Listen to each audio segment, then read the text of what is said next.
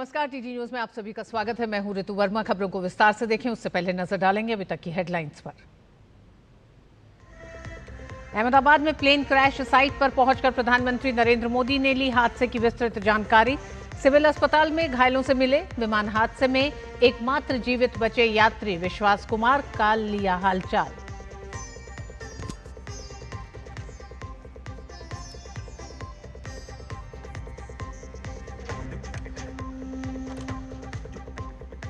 अहमदाबाद में तबाही का मंजर देखकर आहत हुए प्रधानमंत्री।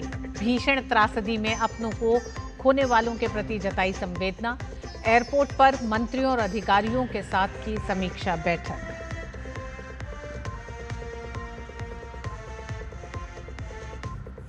पीएम मोदी ने गुजरात के पूर्व सीएम विजय भाई रूपानी के परिवार के सदस्यों से की मुलाकात।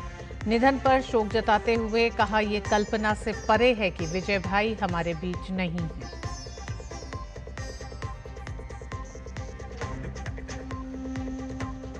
पश्चिम एशिया में फिर से तनाव की स्थिति।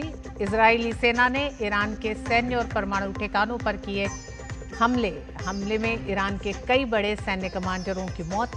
ईरान ने भी इजराइल पर दागे 100 से ज्यादा ड्रोन। और आइए खबरों को विस्तार से देखते हैं।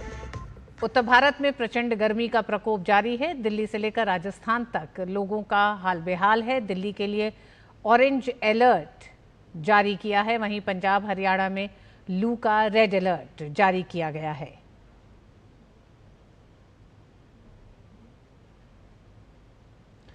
प्रधानमंत्री नरेंद्र मोदी ने अहमदाबाद विमान हादसे के दुर्घटना स्थल का जायजा लिया। पीएम ने अहमदाबाद सिविल अस्पताल जाकर घटना में एकमात्र जीवित बचे यात्री से भी मुलाकात की। पीएम ने हादसे की चपेट में आए घायल हुए अन्य लोगों का भी हालचाल जाना। पीएम ने एक उच्च स्तरीय समीक्षा बैठक की अध्यक्षता भी की।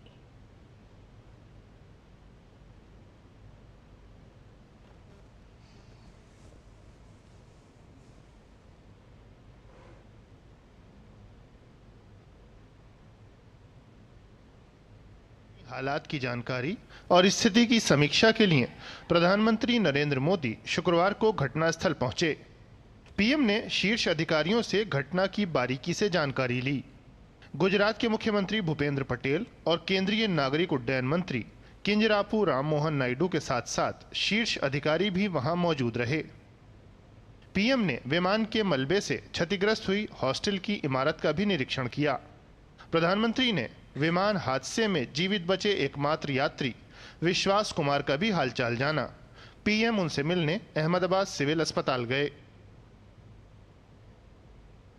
सर ने पूछा कि कैसे हुआ, तो मैंने उसके बारे में बताया और सब हालचाल पूछा सब।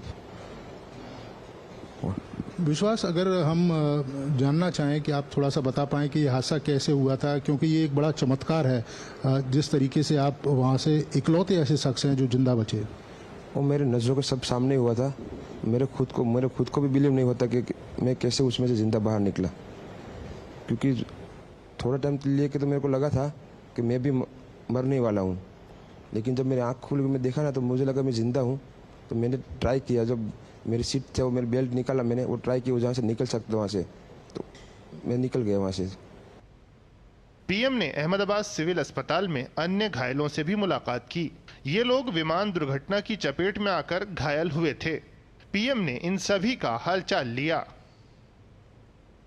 मेरे को बहुत अच्छा लगा, मन में बहुत अच्छा लगा। हमको मिल के गए, हमारी चिंता बहुत करते हैं। नरेंद्र मोदी साहब को धन्यवाद।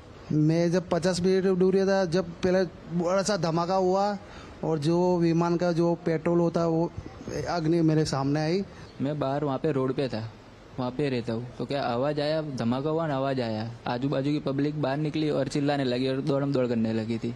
फिर मैंने विंडोज से बाहर देखा तो ऐसे एकदम बिल्डिंग गिरती हुई दिखी, तो मुझे पहले लगा अर्थक्वेक है, तो फिर बाद में ऊपर हमारे सूटकेस फटे तो हमें पता चला। अहमदाबाद सिविल अस्पताल में इलाज करा रहे अधिकतर घायलों की हालत खतरे से बाहर है।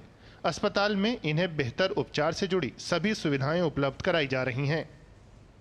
लोगों को इमीडिएटली सारवार दी गई और मैं कहूँगा कि ये लोग अभी जो आज है, कल जब दाखिल हुए थे उससे लेकर आज बेटर भी है, इम्प्रूव हो रहे हैं एंड दे आर प्रॉबेबली एक पेशेंट हमारा अभी आईसीयू में है और बाकी के पेशेंट 6 पेशेंट बर्न्स वार्ड में हैं जिनको थोड़ा बहुत बर्न्स है, उसमें एक पेशेंट को ज़्यादा बर्न्स है। इस दोनों को छोड़ने के बाद बाकी सारे आउट ऑफ डेंजर है। प्रधानमंत्री ने अहमदाबाद हवाई अड्डे पर एक समीक्षा बैठक भी की। बैठक में मंत्री और शीर्ष अधिकारी शामिल हुए। पीएम ने इस दुखद हादसे के पीड़ितों के प्रति संवेदना व्यक्त की। नीरज के साथ ब्यूरो रिपोर्ट, डीडी न्यूज। हादसे और हालात की पूरी जानकारी लेने के बाद प्रधानमंत्री मोदी ने एक्स पर जानकारी दी। उन्होंने लिखा कि आज अहमदाबाद में दुर्घटना स्थल का दौरा किया। तबाही का मंजर दुखद है। अधिकारियों और टीमों से मुलाकात की जो घटना के बाद अथक परिश्रम कर रहे हैं। हमारी संवेदनाएं उन लोगों के साथ हैं जिन्होंने इस अकल्पनीय त्रासदी में अपने प्रियजनों को खो दिया है।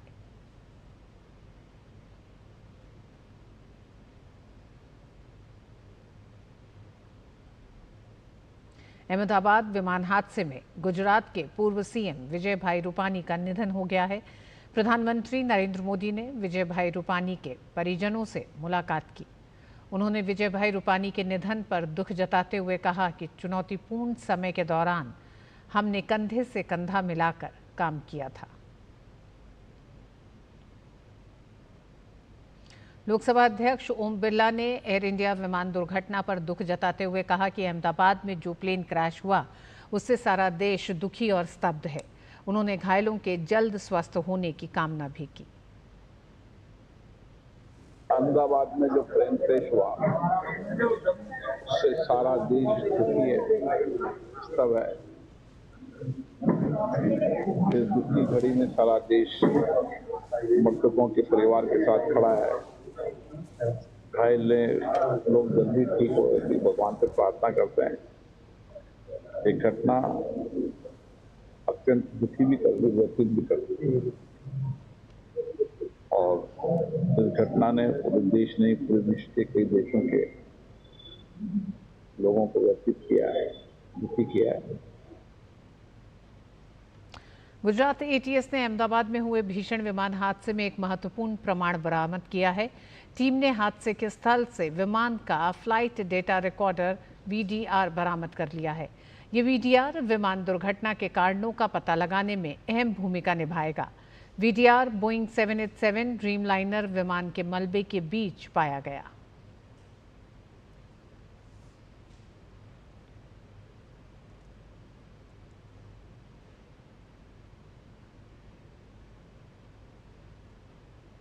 कभी कभी लोग ट्रैफिक या अन्य दूसरी वजहों से एयरपोर्ट पर समय पर नहीं पहुंच पाते हैं और फ्लाइट छूटने के बाद लाजमी है कि लोग परेशान हो जाते हैं। लेकिन अहमदाबाद एयरपोर्ट पहुंचने में 10 मिनट की देरी भूमि चौहान के लिए वरदान साबित हो गई। भूमि को कल एयर इंडिया की फ्लाइट से अहमदाबाद से लंदन जाना था। भूमि ने कहा, जब उन्हें पता चला कि फ्लाइट दुर्घटनाग्रस्त हो गई है तो वो पूरी तरह स्तब्ध रह गई। अहमदाबाद का थोड़ा ट्रैफिक, हम लोग ये सिटी एरिया में थोड़ा एंटर हो चुके थे तो उस वजह से थोड़ा हमको लेट हुआ था। जब पता चला तब हम ऑलमोस्ट एयरपोर्ट से तो घर के लिए निकल चुके थे और हम लोग गाड़ी में ही थे और तभी हमने न्यूज़ देखा कि ऐसा प्लेन क्रैश हुआ है और at the time I was feeling totally numb. दूसरी साइड ये भी था कि ये जो इंसिडेंट हुआ है वो बहुत ही थोड़ा टेरिफाइड है। अहमदाबाद में एयर इंडिया विमान दुर्घटना में मारे गए यात्रियों की पहचान के लिए अहमदाबाद के सिविल अस्पताल में डीएनए सैंपलिंग का काम चल रहा है। 72 घंटे में डीएनए सैंपलिंग का काम पूरा हो जाएगा।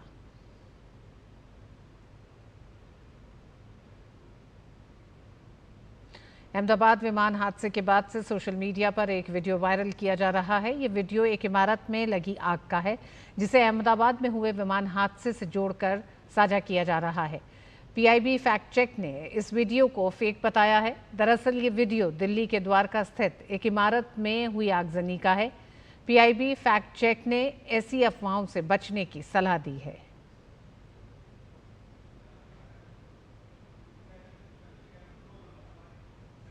अहमदाबाद विमान हादसे को लेकर एयर इंडिया के स्वामित्व वाली कंपनी टाटा ग्रुप ने मृतकों के परिजनों को 1-1 करोड़ रुपए का मुआवजा देने की घोषणा की है।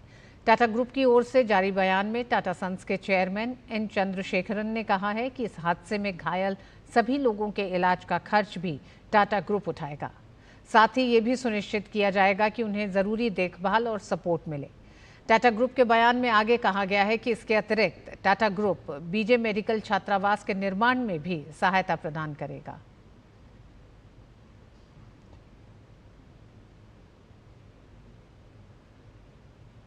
अहमदाबाद विमान हादसे के बाद बोइंग के सीईओ केली आर्टबर्ग ने कहा है कि हम एयर इंडिया फ्लाइट 171 में सवार यात्रियों और चालक दल के सदस्यों के प्रियजनों के साथ साथ अहमदाबाद में प्रभावित सभी लोगों के प्रति गहरी संवेदना व्यक्त करते हैं।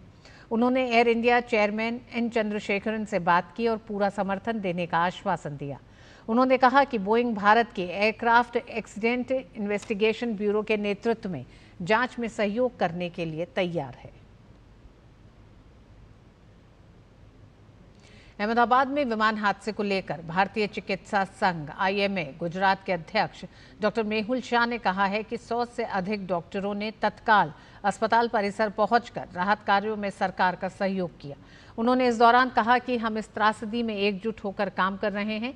यहाँ एक दुर्भाग्यपूर्ण घटना है, लेकिन हम पूरी संवेदनशीलता और समर्पण से राहत और बचाव कार्य में लगे हैं। We have kept all the doctors ready, and we have received the message that you require more the orthopedic surgeon, anesthesiologists, critical doctors, and plastic surgeons. So we have targeted all the specialist doctors, and all the more than 100 doctors reached to the civil hospital campus to take care and to support the government, all the officials, authorities, and we are in hand to hand and with the shoulder to shoulder all the movements with the government authorities to save the remaining those patients who are coming from the hostels building. और bulletin में वक्त एक छोटे से break का। LIC लाया है unit linked insurance plan index plus. जीवन बीमा पाइए और निफ्टी स्टॉक्स के साथ अपने मार्केट रिटर्न्स को तेजी से बढ़ाइए। इस अट्रैक्टिव कॉम्बिनेशन के साथ अपना कल सुरक्षित कीजिए। सिर्फ 2500 रुपए मंथली प्रीमियम से शुरुआत कीजिए। आज ही LICindia.in पर जाएं। मेरी पसंद, मेरी पसंद, मेरी पसंद, मेरी पसंद, हमारी पसंद, हम सबकी पसंद। मजबूत देश का मजबूत सरिया हो गया स्टील। 605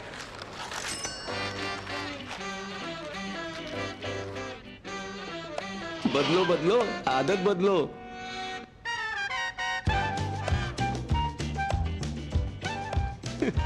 बदलो बदलो आदत बदलो। अब नजदीकी बैंक जाकर फटे पुराने नोट्स बदलिए। अगर बैंक मना करे तो RBI के ओम्बुड्समैन से शिकायत करें। RBI कहता है जानकार बनिए, सतर्क रहिए। जो लक्ष्य चुना था समझ आने लगा है। GLA यूनिवर्सिटी, उच्च लक्ष्य की निश्चित प्राप्ति। ओडिशा के मलकानगिरी में पुलिस ने नक्सल ऑपरेशन में बड़ी सफलता हासिल की है। पुलिस ने 2 दुर्दांत माओवादी केसा क्वासी और सानू कुंजम को गिरफ्तार किया है। माओवादियों के पास से भारी मात्रा में हथियार और नक्सली साहित्य बरामद किया गया है। गुप्त सूचना के आधार पर पुलिस ने सोडीगुडा और तेंतुलीगुडा के जंगलों में सर्च ऑपरेशन शुरू किया। सर्च अभियान के दौरान नक्सलियों ने सुरक्षा बलों पर फायरिंग शुरू कर दी। जवाबी कार्रवाई में पुलिस ने भी गोलीबारी की। इसी दौरान कुछ माओवादी फरार हो गए, जबकि 2 माओवादी पुलिस के हत्थे चढ़ गए। असम के धुबरी शहर के हनुमान मंदिर परिसर में गोमांस पाए जाने के मामले पर असम CM हेमंत बिस्व शर्मा ने अपने सोशल मीडिया X पर लिखा है कि मैंने धुबरी का दौरा किया और कानून प्रवर्तन अधिकारियों को निर्देश दिया है कि वे हमारे मंदिरों, नामघरों और पवित्र स्थानों को अपवित्र करने वाले तत्वों के खिलाफ शून्य सहनशीलता का पालन करें। शहर के हनुमान मंदिर में गोमांस फेंकने की घटना कभी नहीं होनी चाहिए थी और इसमें शामिल लोगों को बख्शा नहीं जाएगा।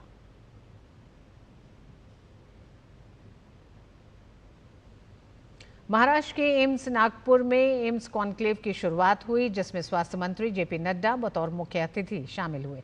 कार्यक्रम में देश भर के एम्स संस्थानों के कार्यकारी निदेशक और वरिष्ठ प्रशासक चिकित्सा शिक्षा, अस्पताल सेवाओं, अनुसंधान पर चर्चा और अनुभवों को साझा करने के लिए एक मंच पर साथ आए। केंद्रीय मंत्री ने कार्यक्रम को वर्चुअली संबोधित करते हुए कॉन्क्लेव को संस्थागत सहयोग, स्वास्थ्य सेवा में डिजिटल परिवर्तन को बढ़ावा देने के लिए महत्वपूर्ण बताया। केंद्रीय मंत्री ने कहा कि यह काफी हर्ष का विषय है कि एम्स नागपुर ने यह कार्यक्रम आयोजित किया है। All India Institute of Medical Sciences, established as an institute of national importance, integrates advanced clinical care, high quality medical education, and research and excellence. Every AIIMS serves as a center of healthcare innovation and learning, delivering equitable, affordable, and evidence-based healthcare services. I am happy that AIIMS Nagpur has taken a lead and is organizing the first conclave on best practices today. Bihar के मुख्यमंत्री नीतीश कुमार ने सामाजिक सुरक्षा pension योजना और मुख्यमंत्री कन्या उत्थान योजना के लाभार्थियों के खाते में 271 करोड़ 15 लाख रुपए की राशि भेजी। इस अवसर पर उप मुख्यमंत्री सम्राट चौधरी, समाज कल्याण विभाग के मंत्री मदन सहनी मौजूद रहे।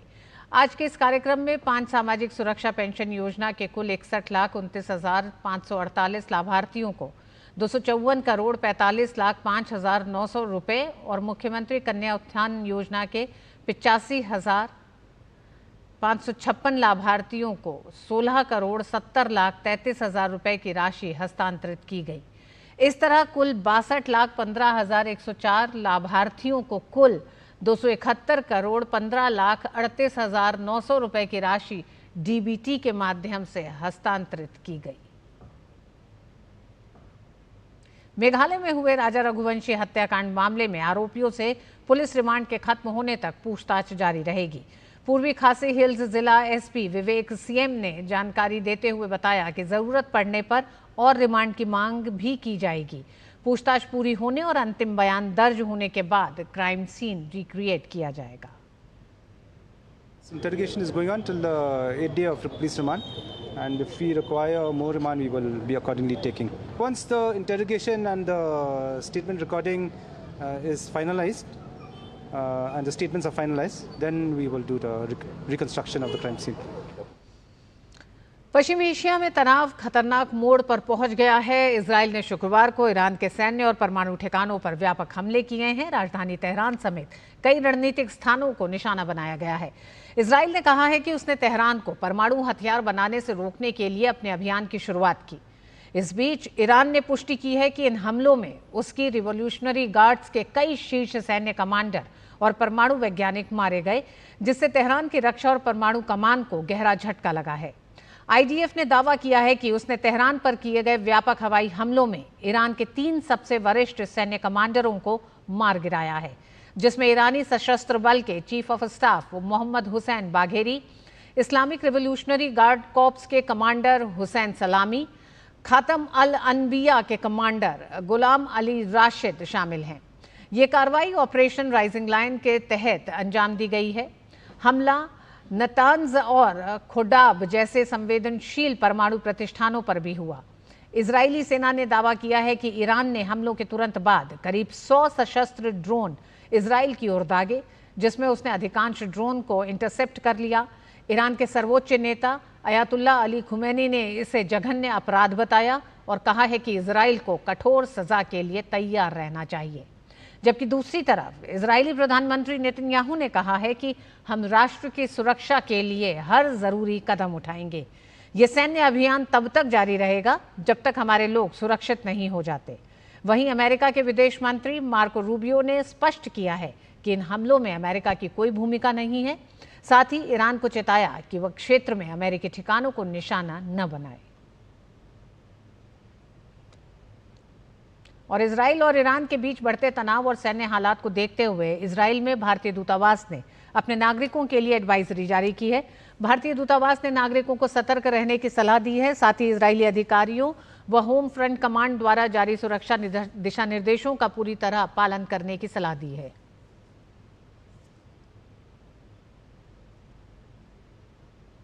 ईरान में वर्तमान स्थिति को देखते हुए भारतीय दूतावास ने ईरान में रहने वाले भारतीय नागरिकों के लिए एक एडवाइजरी जारी की है। भारतीय दूतावास ने कहा है कि ईरान में सभी भारतीय नागरिकों और भारतीय मूल के व्यक्तियों से अनुरोध है कि वे सतर्क रहें, सभी अनावश्यक गतिविधियों से बचें, दूतावास के सोशल मीडिया अकाउंट का अनुसरण करें और स्थानीय अधिकारियों द्वारा दी गई सलाह के अनुसार सुरक्षा प्रोटोकॉल का पालन करें।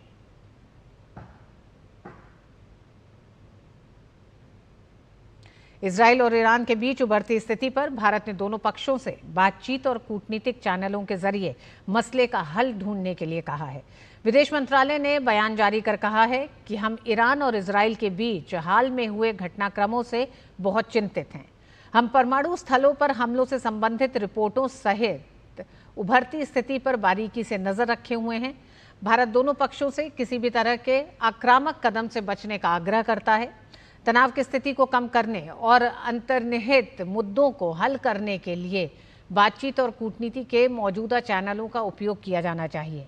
भारत के दोनों देशों के साथ घनिष्ठ और मैत्रीपूर्ण संबंध हैं और वह हर संभव सहायता देने के लिए तैयार है। दोनों देशों में हमारे दूतावास भारतीय समुदाय के संपर्क में हैं। क्षेत्र में सभी भारतीय नागरिकों को सावधानी बरतने, सुरक्षित रहने और स्थानीय सुरक्षा सलाह का पालन करने की सलाह दी जाती है।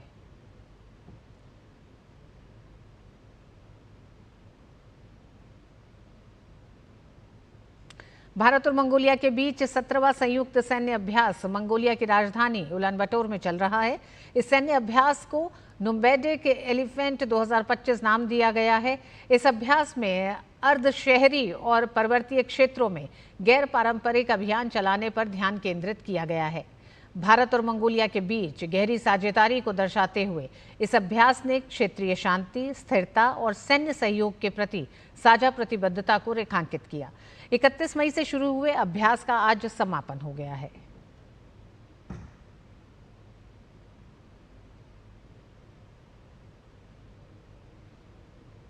और देश भर में बदलते मौसम की तरफ एक नजर डालते हैं। दिल्ली एनसीआर समेत उत्तर पश्चिम भारत इन दिनों भीषण गर्मी की चपेट में है, लेकिन आज रात से मौसम में बदलाव के संकेत हैं।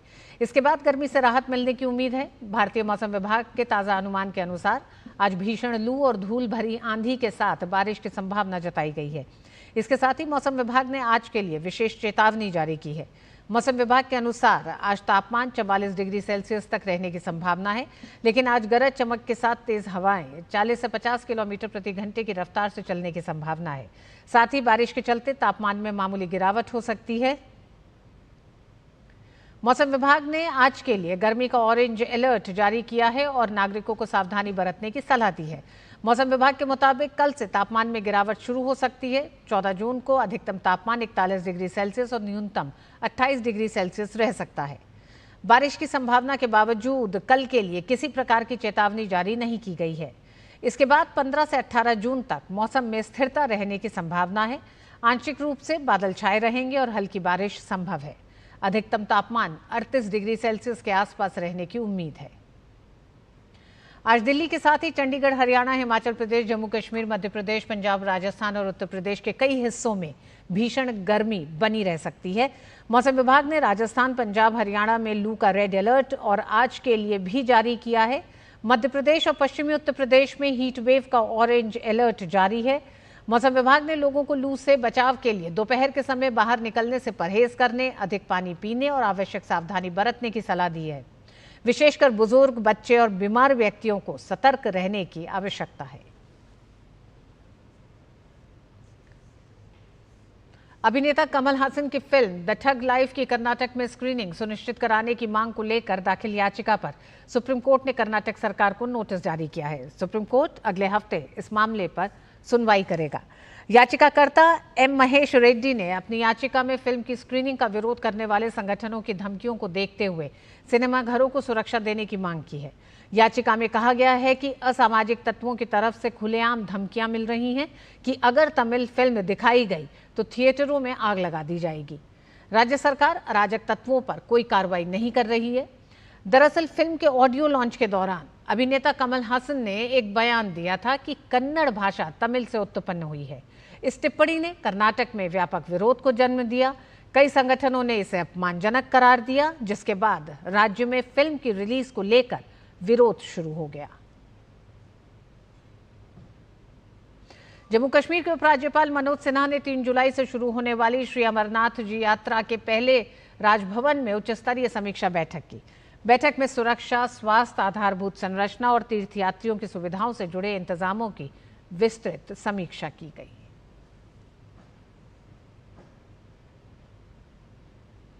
और इसी के साथ इस बुलेटिन में बस इतना ही। नमस्कार।